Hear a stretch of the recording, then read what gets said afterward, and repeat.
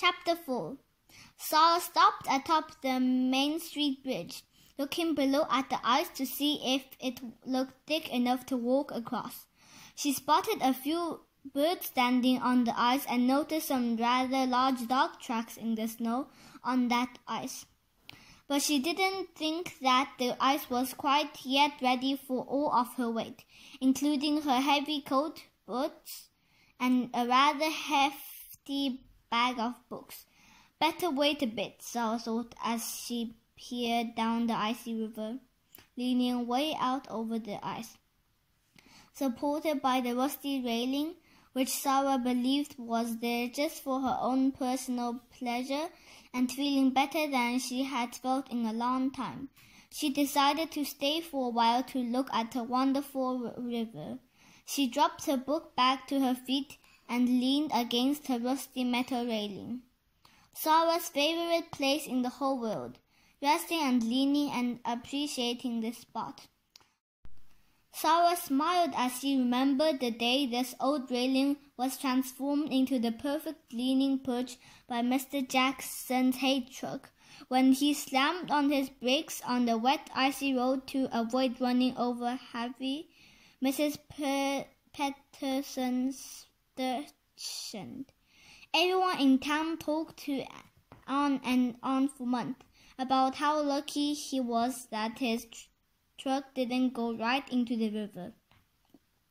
Sara was always surprised at how people were always making things seem bigger and worse than they really were.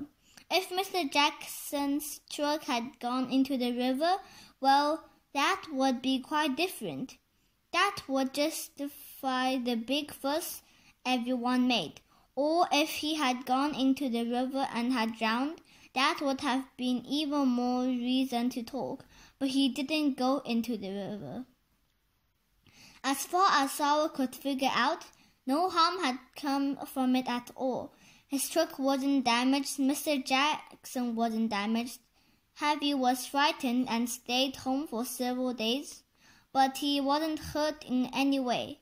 People just like to worry, Sara concluded. But Sara was elated when she discovered her new leaning perch.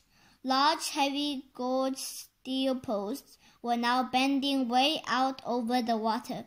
So perfect it was as if it was made especially to please and delight Sara. Leaning out over the river and looking downstream, Sara could see the great log stretched across the river, and that made her smile too. That was another accident that suited her just fine. One of the big trees that lined the riverbank was badly damaged in a windstorm. So the farmer who owned the land gathered some volunteers from around town, and they trimmed all of the branches from the tree, getting ready to cut it down. Sara wasn't sure why there was so much excitement about it. It was just one big old tree. Her father wouldn't let her get close enough to hear much of what they were saying, but Sara heard someone say that they were worried that the power lines may be too close.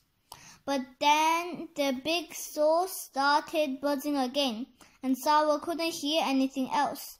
So she stood back at a distance with most everyone else in town to watch the big event. Suddenly, the saws were quiet and Sara heard something shout. Oh no, Sara remembered, covering her ears and squeezing her eyes closed tight. It felt like the whole town shook down when the huge tree fell, but when Sara opened her eyes, she squealed with delight as she got her first glimpse of her perfect log bridge connecting the little dirt path on each side of the river.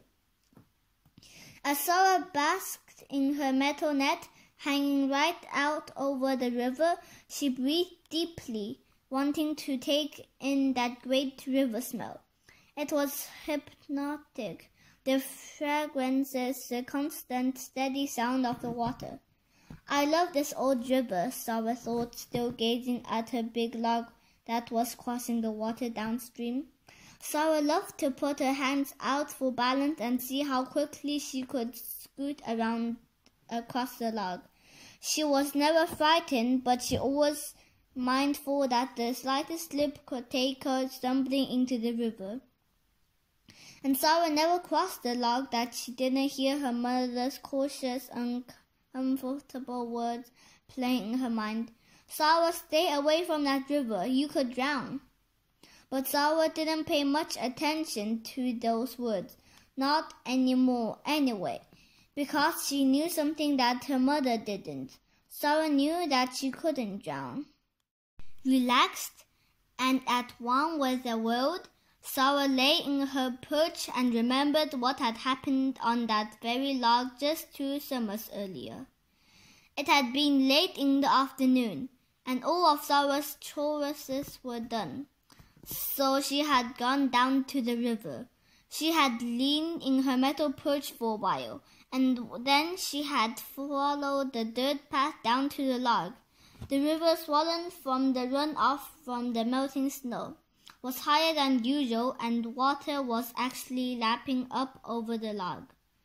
She had debated whether it was a good idea to cross over, but then, with a strange sort of whimsical enthusiasm, she decided to cross her precious log bridge. As she got near the middle, she paused for a moment and turned sideways on the log with both feet pointing downstream, teetering back and forth only slightly. As she regained her balance and her courage, and then from out of nowhere came the Fitzfield's mangy mud, Fuzzy, bounding across the bridge, happily ignoring Sara and bumping up against her with sufficient force to topple Sara into the very fast-moving river.